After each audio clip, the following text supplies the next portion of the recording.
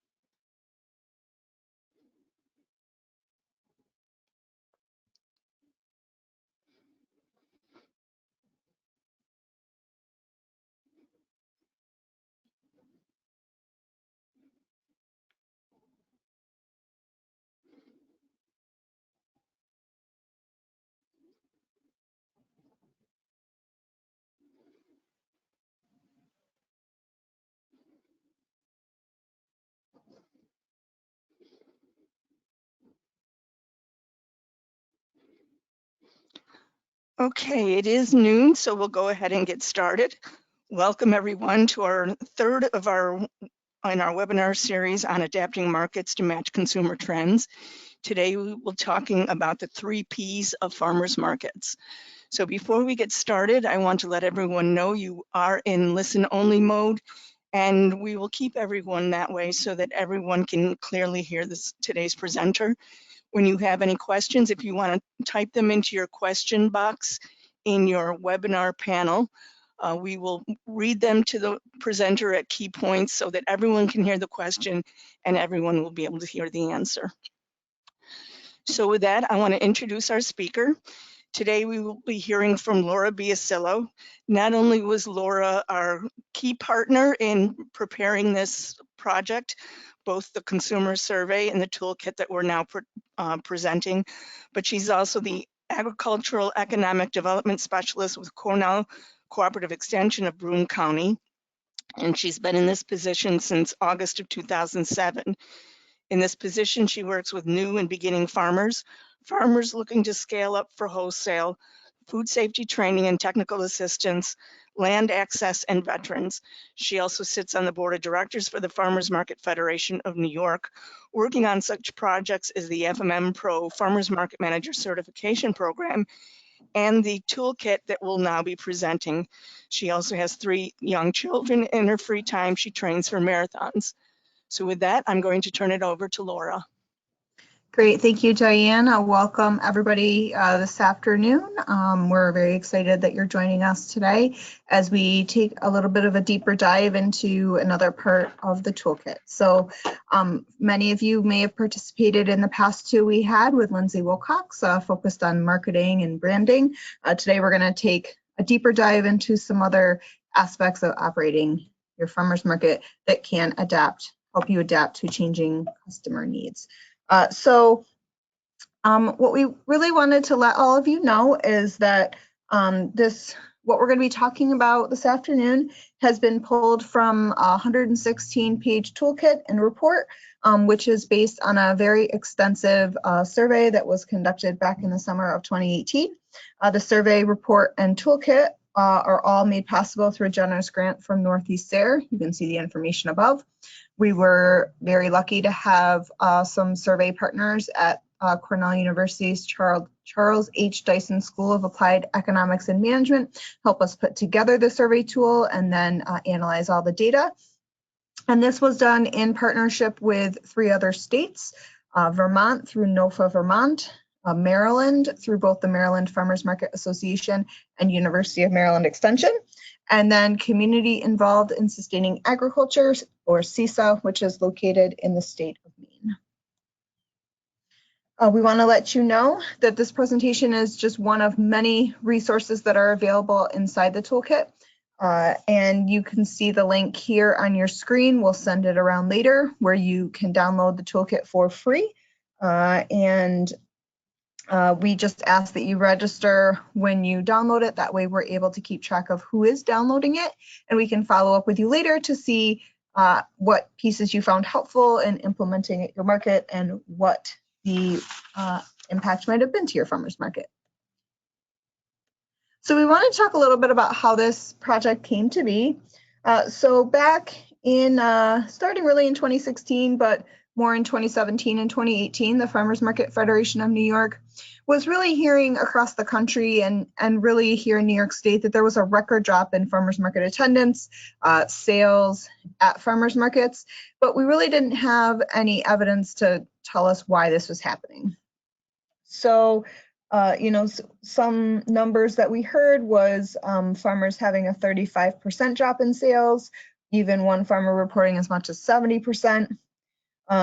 Many farmers were saying they weren't sure if they'd be able to continue another season if these trends continued. And so we really wanted to do some research to figure out the why. So we created a consumer survey with the goal to really reach out to all types of consumers about local food and shopping habits and farmers markets.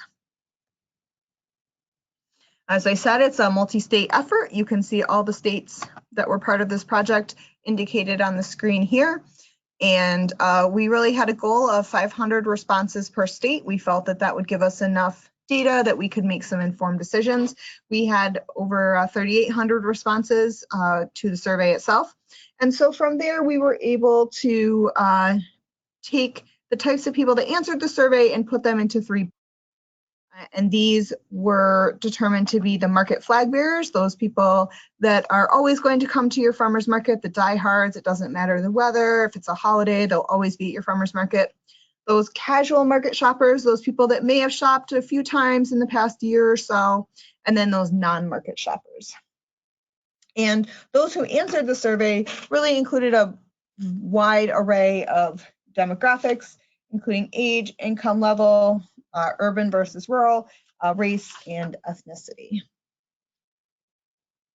So when we're thinking about what did the survey tell us, there are really 10 key insights. And so these may seem fairly obvious to some, but some of them really surprised us. So the first was that of everybody that answered the survey, they all said that they valued local food. But they didn't all agree on the best place to acquire local food, meaning that some of them still felt like getting local food at the grocery store was still purchasing local food. Really, convenience is still very, very important, especially to those second 2 buckets of people, the casual shopper and the non-market shopper. They want that one-stop shopping, something that fits their schedule, and that they can get all of their shopping done. Still, very, very important is customer service. So customers want to feel seen and appreciated and valued, and they really have an expectation of high customer service. Pricing is very, very important. It's sometimes more of a perception than a reality, but this perception that pricing is that farmers markets are more expensive than other food outlets. Along with pricing, customers really felt that pricing needs to be clearly marked so they can make those price comparisons among similar types of products. They didn't have to be asking questions of the vendors about pricing. Then that rolls right into choice. Customers want a diversity of products. They're looking for a diversity of vendors. They want to know that they have that choice so that they can really get all of their food needs met. When we're talking about the Know Your Farmer, something that USDA and the Farmers Market Federation and many of you have been hanging your hat on in terms of that motivating factor, really was not all that motivating for most of the people who answered the survey. They weren't really looking to develop a relationship with the farmer as a really high priority for them. But still, many are intimidated by farmers. They don't understand face-to-face shopping. They may feel uncomfortable talking to a farmer for fear of looking stupid, maybe not knowing something, or that if they ask a question or speak with the farmer, that maybe they're going to feel pressured into purchasing from that farmer. When we think about the environment, there's still a belief that markets are an environmental steward. And so many customers believe that what they should be seeing at the market should reflect that. And so if there's a farmer's market they visit that maybe doesn't reflect that, then they become turned off from farmer's markets. And then finally, that customers want to feel like a VIP. They really want to feel very special, and that gets back to the customer service piece. So when we, after we got all this data and the Cornell Dyson School of Applied Economics analyzed the survey and a white paper was written, then this multi-state team that we saw earlier, they collaborated on a toolkit. And so the toolkit features 17 modules in four focus areas. These include marketing, programs, and services, enhancing the experience, and from the farmer's perspective. Within each of those focus areas are where we have more specific modules. We do want to stress that this toolkit is giving practical guidance. It's just a jumping off point. It's not something that should be taken carte blanche, because depending on the community in which your market operates, these may or may not be applicable, but it's really meant to help the markets overcome some of the hurdles that they may be seeing. There are many case studies and examples and resources that are identified in the toolkit that may be helpful in spurring some further ideas. So we just want to be very upfront that we do not want this to be the be-all and end-all when it comes to helping farmers markets adapt to changing consumer needs. So the first thing that we're going to talk about that came out of the toolkit is this idea of market integrity. And so we know that this is something that is very, very important to many of our markets, because we like to stress that there is a certain percent, or perhaps all, of the products of that market have been grown or raised or produced by the people that are selling those products. And so really, this is born out of this idea that, many markets open up in June, perhaps even May, and one of our vendors unloads, and maybe they have tomatoes. And then as a market manager, we start to think about, did this farmer write down on his crop plan that he was going to bring tomatoes? When we did a farm visit, did we remember seeing a high tunnel or a greenhouse? And then all of a sudden we start to see a sticker maybe on the tomato that says product of Canada or grown in Mexico. And so now what do? How do we as market managers and those that support markets balance customer needs and desires for having products year round, which is something that we become used to at a grocery store, with maintaining market definitions for local? How will customers that see these tomatoes react when they think about what your market stands for? One question that comes to mind under this scenario is really, does your market have a definition for local? In the survey, we actually asked respondents what local meant to them, and they defined local as within 100 miles or a multi-county region. So the first solution that could help address this is market standards and a check-back mechanism. And this is really born out of the idea that customers are expecting honesty from farmers, and farmers are expecting honesty from their fellow vendors. Customers are relying on the market to have integrity regarding their products, and a market needs standards and checkbacks in order to be able to enforce anything. So this really also gets back to the idea of market rules. If something is not written down, it can't be enforced. If it's not clearly written, it can't be enforced. So when we think about how do we support that solution, as we said, we have a market standards concept. And so this looks at 4 different pieces. The first is, talking with your market customers. So what are their expectations about local, about where their food comes from? How important is it that the farmer that they're purchasing from grew or produced that item? The second is, looking at your current vendor makeup. Do you allow resale? How do you measure the resale? What documentation are you requiring? And how are you verifying that these standards are being upheld? When you think about defining vendors at your market, how are you doing that? Are you thinking about it in terms of growers and farmers, craftspeople, bakers, food vendors? And then what nutrition incentives is your market accepting? So for example, in New York State, in order to participate in the nutrition programs, that producer needs to be growing at least 51% or the majority. So, that would be one way to create a standards program is if your market is participating in that, the standard has been set and you can raise the bar, but you definitely cannot lower it. And then, as we said, these standards really need to be written down in order to be enforceable. The second is a market inspection program. These can be either informal or formal, and it's really just an opportunity to learn more about that farm. What we suggest is that a market inspection program really should be thought about as a fact-finding mission.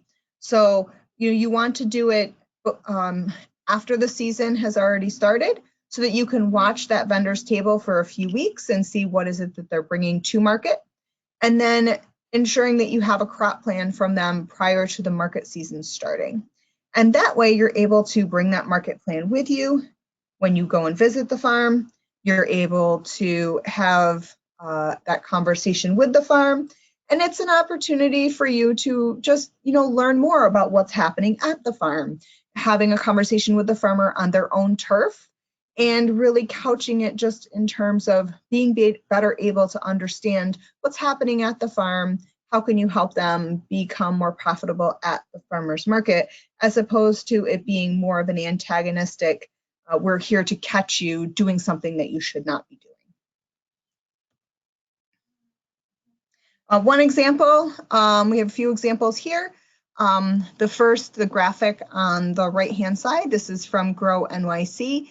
And so they are really great about showing what all their farmers are doing in terms of their production, in terms of that farm, and really using that to relay to customers the integrity of those farms by showing them the actual farmers, showing them at their farm, talking about what they're doing and how they're doing it, and how they can connect with those farmers, and why the farmer, having those farmer quotes to show why the farmer does what they do.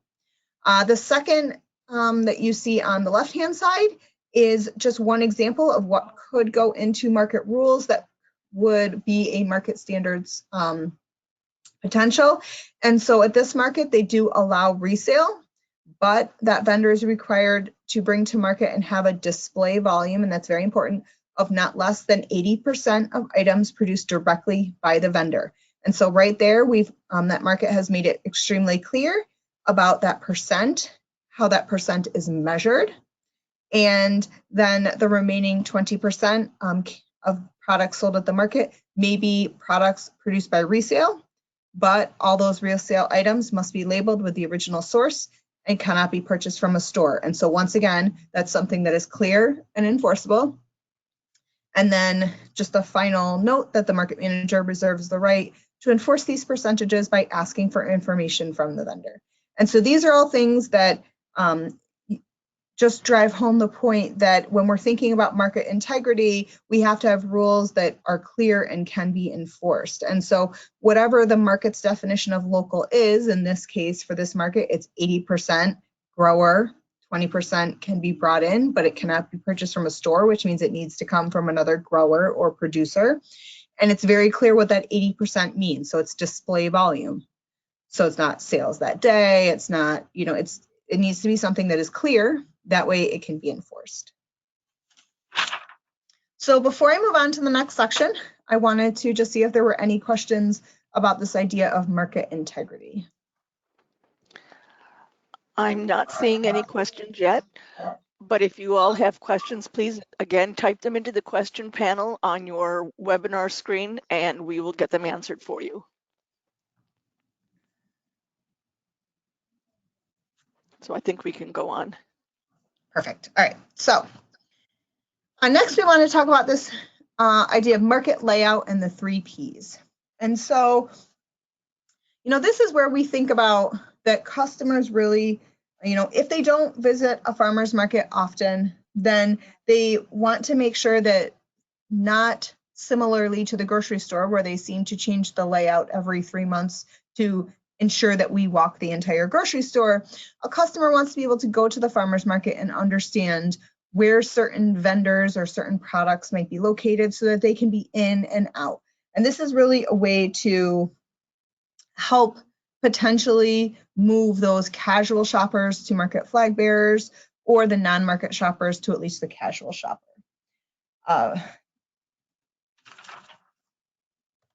So one of the solutions to this is what we call the 3 Ps of farmers markets. This includes clearly displaying all product prices, organizing products efficiently, and encouraging minimal packaging.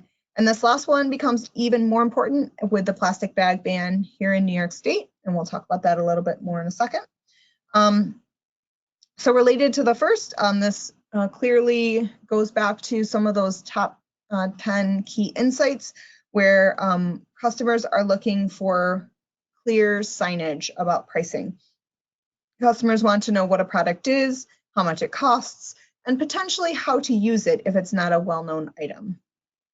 When we think about efficient organization of the markets, this is really to help encourage those shoppers to be able to get what they need and move on to any other things they may need to do that day if they're not looking to spend a protracted amount of time at the farmer's market.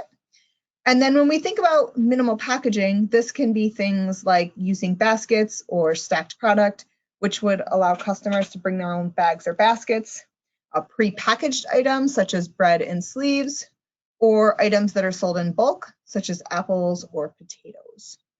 And with the plastic bag ban here in New York, this also becomes very important because farmers market vendors are not allowed to use those t-shirt bags if they are collecting sales tax of any kind, except for meat. So, that also plays into this minimal packaging and environmental sustainability that people really have an expectation of at farmers markets. When we think about what kind of support we might need to be able to accomplish this, this is things like smart packaging, clear pricing on information on the signage that each vendor has, and then efficient organization of products at markets. So, if you're not located in New York State, but you're in a state that perhaps is looking at or has already banned plastic bags, this is a great opportunity to find a sponsor for tote bags. Approaching someone like a local healthcare company or insurance company, maybe a bank. This is also very important for those vendors that may be subject to the Food Safety Modernization Act because it does not allow certain types of packaging, including reuse of packaging. And so this might also look like in your market, for example, eliminating the plastic clamshells, or encouraging use of baskets. And when thinking about this idea of signage, we really want to be thinking about encouraging our vendors to use signage that will adequately answer that first round of questions. So things like, what is it? How much does it cost? How is it being sold? And where was it grown? One question might be if your market could provide template signage for all the vendors that they could just modify as necessary, or potentially laminated signs that could be reused. And when we're thinking about efficient organization specifically, this looks like a few different things. First of all, creating a market map. This really helps customers understand which vendors accept which currency, as well as what products they bring to the market on a regular basis. A market layout encourages people to move through the entire market for their purchases, so trying to create an experience where you're encouraging people to visit the entire market and not perhaps one particular vendor. Offering pre-sales of market items through some type of online portal. And this is really great for convenience for people that maybe can't make it to market opening for particular items. And then working with farmers to encourage complementary product partnerships for bundling of sales. So this could be things like sweet corn and butter, artisanal jams and artisan breads, those types of things. So here we have just one example of a market map. This, I believe, is from New York City. And so you can see on here that there's a little icon that shows what types of products each of those vendors have. And then for markets that maybe take over more than, say, 1 or 2 city blocks, it shows what those intersections are. And then what you can see on the right is products that have either been bundled, such as the beets, or have been stacked in a way that it shows that you perhaps could bring your own basket or a tote bag and be able to put those products in there without needing additional packaging. Here we have some examples of signage, which is showing those customers not only the variety of the pears and apples, but what their purpose is. So understanding that you could can it, you could just eat it the way it is. Is it a baking apple or a baking pear? Those types of things, so that customers can get those questions answered without having to potentially have that interaction with you as the vendor. And this is also helpful because depending on how busy you might be on a market day, then you can be able to serve as many customers as possible. So I wanted to just take a break there and see if anybody had any questions about that piece. Yeah, we have a couple. First, somebody wanted to point out that the market map that you showed was actually the Troy Waterfront Farmers Market. Yes, thank you. I apologize. And another question is, let me see, would you suggest having a physical map layout for customers at the market? And should we show which vendors are absent for that day? So I think having a printed version is definitely good as long as the majority of those vendors have committed to that entire season. So depending on the structure for your vendors, meaning I know some markets will do seasonal, full year, dailies, and so that layout may change on a week by week basis. So if that's the case, it may not be the best idea to have a printed map, but as long as the majority of those vendors are going to be the same, I think having a small amount of those is definitely helpful. What was the second part? I'm sorry. Do they need to mark off which vendors are going to be absent each week? So every week the map would have to be modified. Yeah, I don't think that that's, in my experience, I don't know that that's absolutely necessary. Hopefully, if they're coming for that particular vendor, they may be following them on Facebook or other social media and would know if perhaps they were not able to make it to market that week.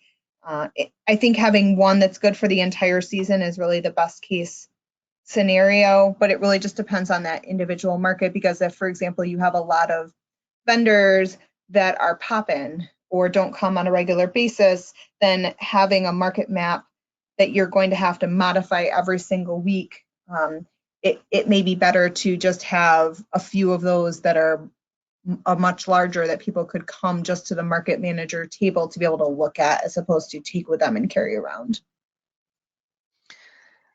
Our next question is, could you explain what you mean by smart packaging? Sure. So really, when we're thinking about smart packaging, it's just looking at eliminating that unnecessary packaging. So many customers are now coming to farmers markets with bags or baskets or other things already, are not necessarily looking to have excessive amounts of plastic or other things that their produce is being put into prior to them taking home. And so it really is going to depend on the type of product that you have. But in general, I think more and more customers are looking at minimizing plastic in particular and just unnecessary packaging. And so if there's a way for you to minimally package that product prior to them purchasing it, then that is preferred. But there are, of course, some things where that's not going to necessarily work out as well. For example, if you're doing a bagged salad mix, it's going to have to go into a bag, which may potentially have to go into another bag when they purchase it.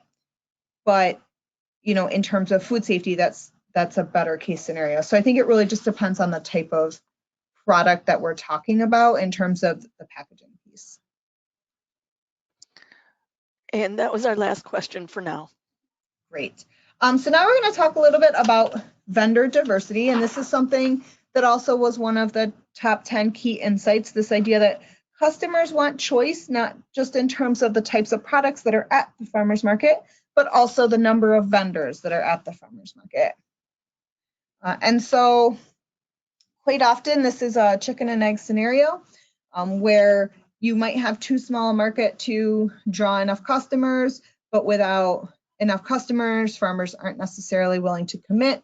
And so it often, especially for smaller markets or newer markets, it does become a chicken and egg because customers are looking for something that will fulfill most of their needs, and farmers are unsure about committing to something without knowing the full sales potential. So one potential solution regarding this is vendor outreach. The first part of that is understanding customer needs through something such as a DOT survey. And before you do that, or in tandem with that, what you want to do is assess what is missing or is in short supply at your market.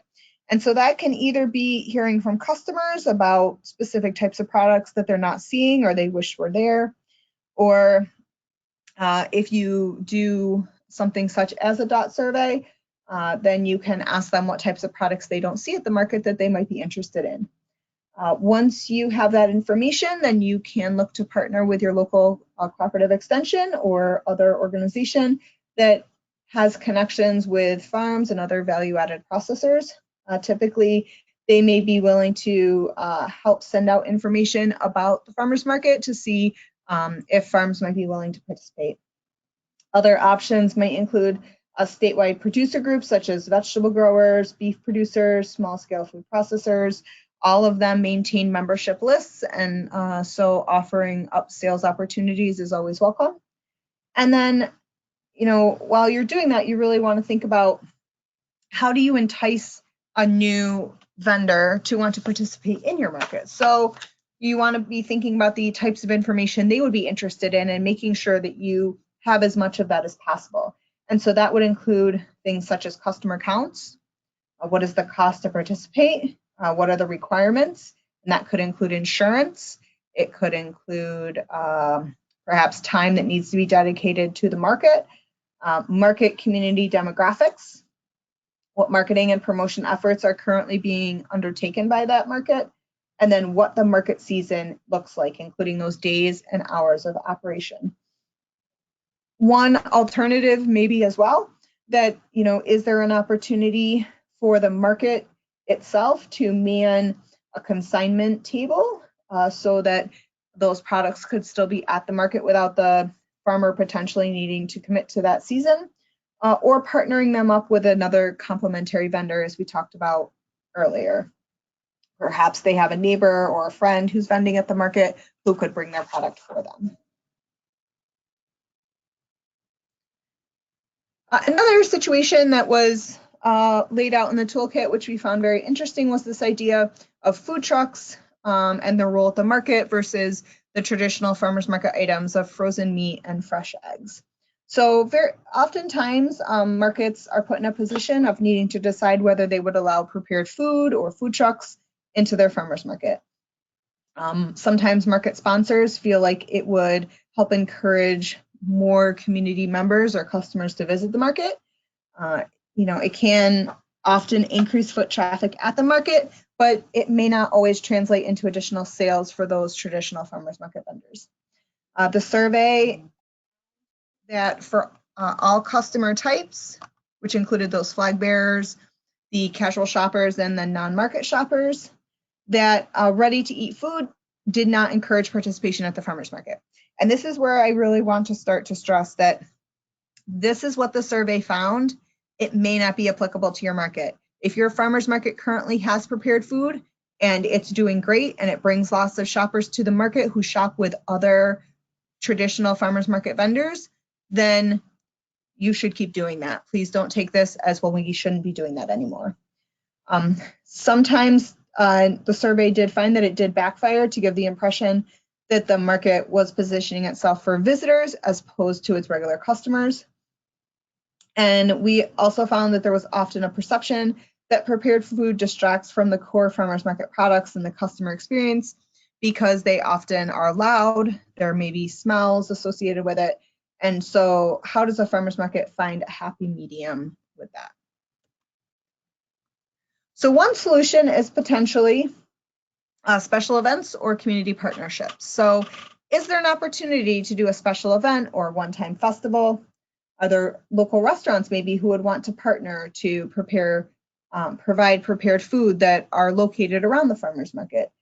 For that, you want to look at, really what's the support for that, what kind of demand, and, talking with your customers and, through the DOT survey or just through just individual conversations can help you better understand if that's something they would value, would bring them to the market more often.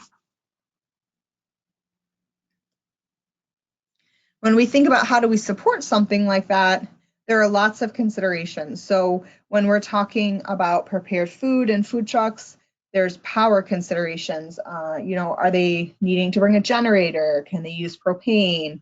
Are there noise and wind concerns? Are there zoning issues that need to be addressed? Is there a special events permit that might be needed? We need to think about parking and waste management, risk management, crowd control. These are all things that when we bring larger groups of people together become even more important.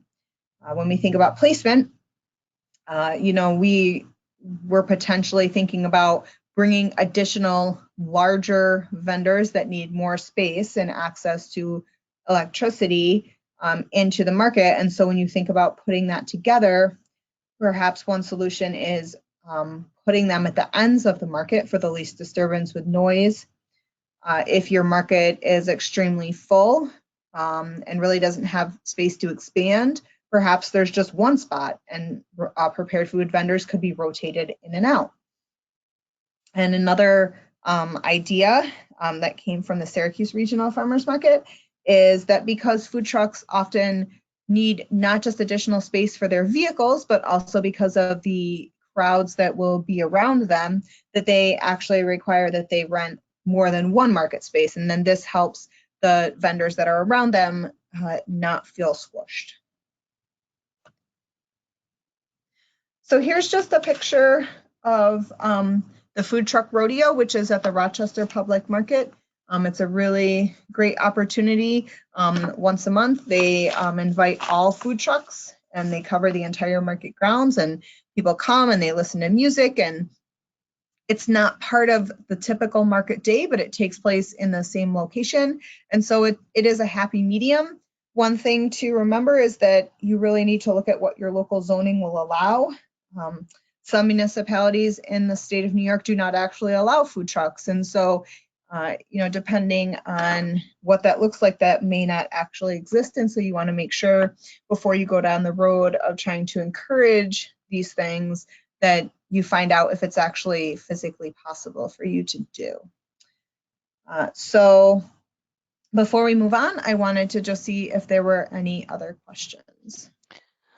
We do have a comment, and it's that consignment tables seem to be contrary to market integrity. So can you talk a little bit about how that actually fits in and accomplishes some of the goals that we look at for customer adaptation? Sure. Yeah. So, I think the idea behind a consignment table is that, at least in my mind, the products that were on that table would have to follow whatever the same market rules are for any other individual vendor. So, meaning that if the market rules state that 80% of, the products that are sold at that farmer's market have been grown or raised by that farmer, otherwise it needs to be clearly labeled, and that a farm visit is going to take place prior to those products being able to be sold, then as a market manager, you would go through those same steps. It's just that the forward face of who's actually doing the transaction would be the market manager or maybe some other individual. It's not for every market. That is for sure. It's another piece that would have to be managed.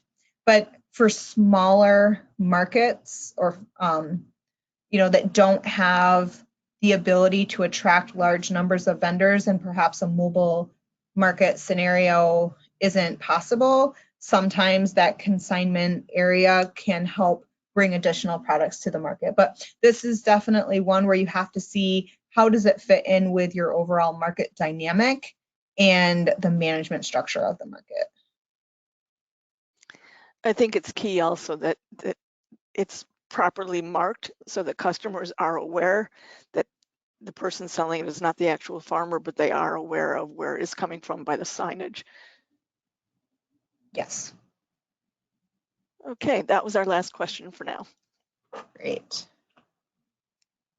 So now we just want to talk a little bit about the toolkit itself. So once again, we will send out this link at the end of the webinar, but it is located right on the Farmers Market Federation website, nyfarmersmarket.com/SARE-consumer-survey. And once you register, you'll be sent a link to its location on Google Drive. Due to the size of the document and all the graphics that are included, it's not something that could be housed on the Federation's website. And so the toolkit, as you can see, it's really just meant to provide some examples, some resources, and stimulate your own ideas and creativity.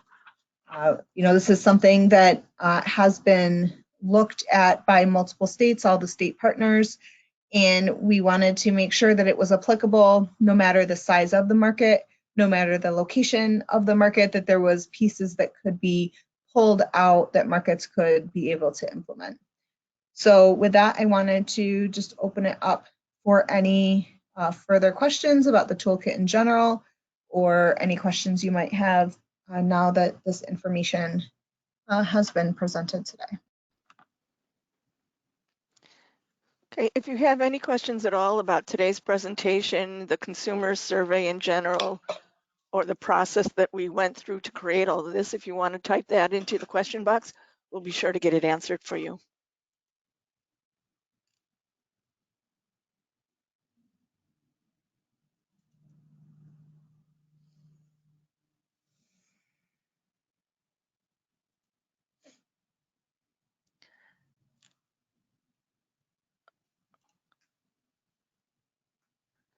One question is, would you be emailing the slides?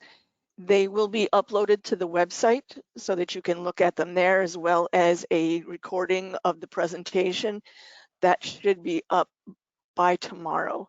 And it would be the same link that I just sent you for the toolkit, nyfarmersmarket.com/SARE-consumer-survey.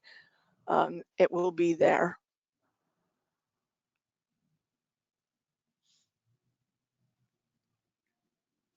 Any other questions?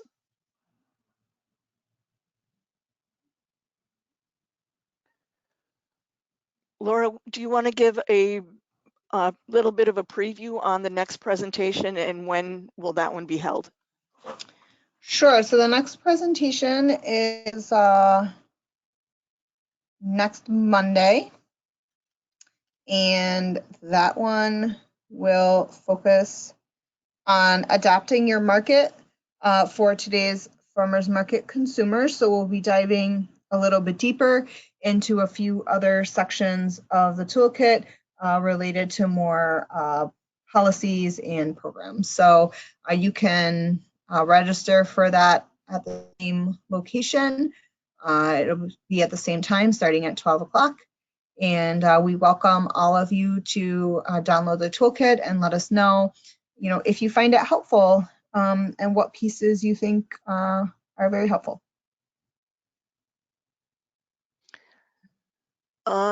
Any recommendations to limit intimidation that shoppers feel? This is going to be covered in one of the future presentations. There are a number of ways to do that. But yes, and that one, I believe, maybe on the I think the third one. 30th. Yeah.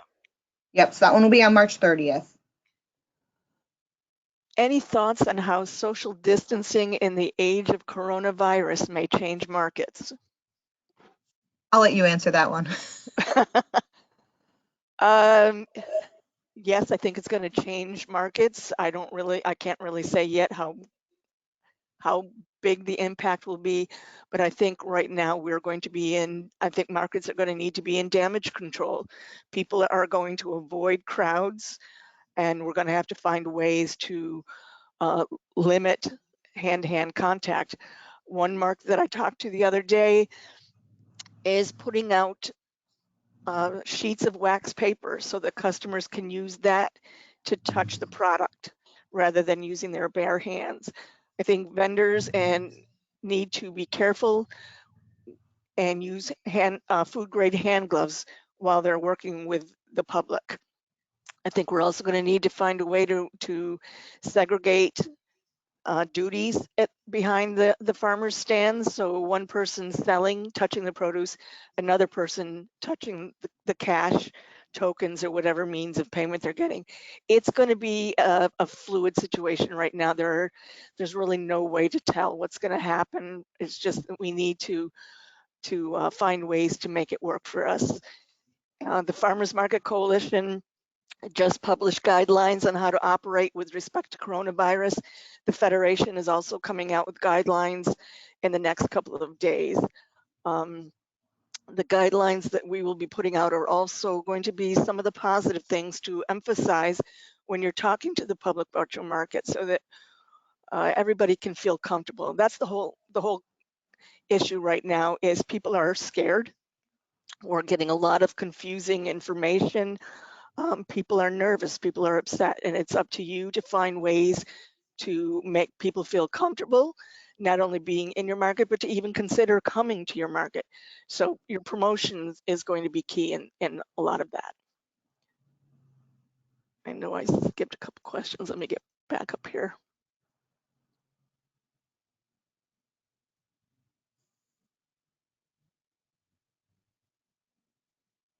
Okay, I think we may now have gotten to all the questions. So I want to thank all of you for participating today. I want to thank Laura for all the hard work that she's put into this project over the last, 2 years? Yeah. So thank you, Laura, and we will be looking forward to talking with you all again next week in our next presentation. Sounds great, and we hope everybody has a great week as we continue to recover from daylight savings time.